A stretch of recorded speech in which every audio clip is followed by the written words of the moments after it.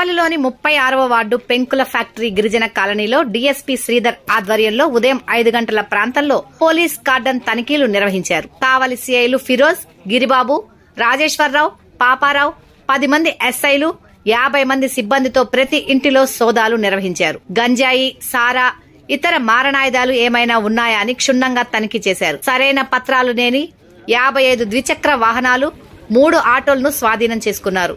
అదేవిధంగా 40 మందికి finger prints తనిఖీ చేయగా వీరిలో 2 అనుమానితులుగా గుర్తించి అదుపులోకి తీసుకున్నారు.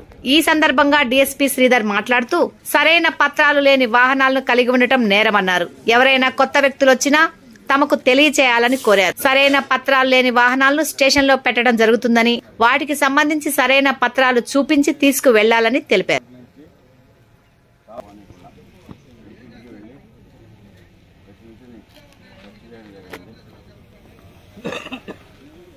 దీనిలో 5 మంది సిఐలు, 10 మంది ఎస్ఐలు, 50 మంది స్టాఫ్ అందరూ కూడా పాల్గొనడం జరిగింది.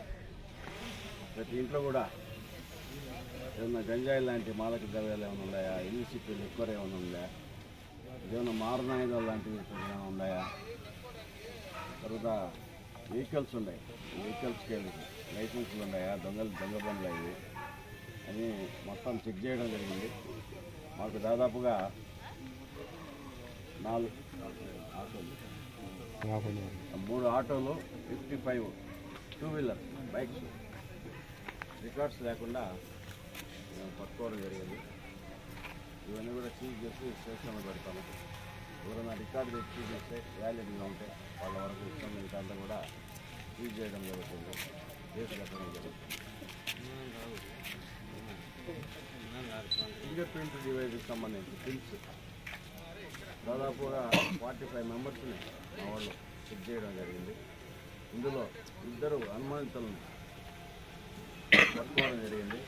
2 అనుమానితులను కూడా 2 టౌన్ స్టేషన్లో విచారిస్తాము. ఈ విషయంగా అందరికీ కాలనీ వాసులు అందరికీ కూడా తెలియజేయడం ఏమంటే, ఈ రకంగా మీరు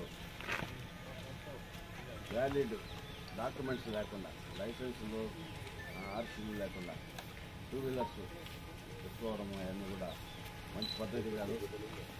మీరందరూ కూడా ఇల్లిసిటీ లిక్కర్, సారాయి కానీ, గంజాయి కానీ, ఇతర మాదక ద్రవ్యాలు కానీ ఇటువంటివంతా కూడా ఎవరు కూడా ఉంచుకోవడం కానీ లేదా ఉపయోగించడం కానీ చేసి చాలా పెద్ద నేరం అవుతుంది. వీటిని అన్నిటి కూడా దూరంగా ఉండాలని అందరికీ తెలియజేస్తున్నాము.